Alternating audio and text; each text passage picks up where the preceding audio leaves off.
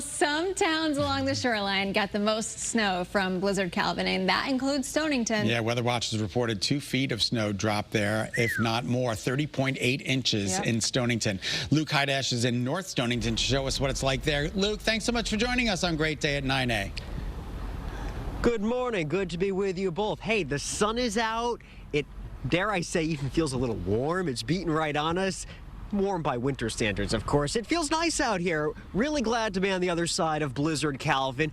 Got to set up shop here in North Stonington where we've got 30.8 inches of snow. Take a look at some of these snow drifts here. I mean, granted, we may have had some small piles left over from Winter Storm Benjamin not that long ago, but I mean, we're talking waist high when it comes to some of these snow drifts here. I mean, this is something that people in this part of the state really don't have to deal with all too often. We hear about these big snowstorms that happen up the Litchfield Hills, but not really down here in New London County, and people here in North Stonington really happy to be on the other side of the storm.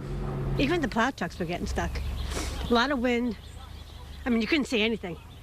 Yeah. It was better off inside, so that's where I stayed. Okay, let the cleanup begin. Trucks like this, cars like this, it's a common sight in driveways all across North Stonington as people are getting up and getting going on this Tuesday morning, starting to dig out. No doubt going to be a multi-day process for not only people here, but of course the town as well, still working on some of those side roads. Your reporter live North Stonington, Luke Hydash, Channel 3 Eyewitness News. Incredible. Thank you so much, Luke. Nice to see him on the other side of the storm yesterday getting whipped around by the our wind reporters gusts. were out in the elements yesterday. Did such a great job. Just watching them. It did hurt. It was just... Yes, exactly. Big thank you to them for covering that for us.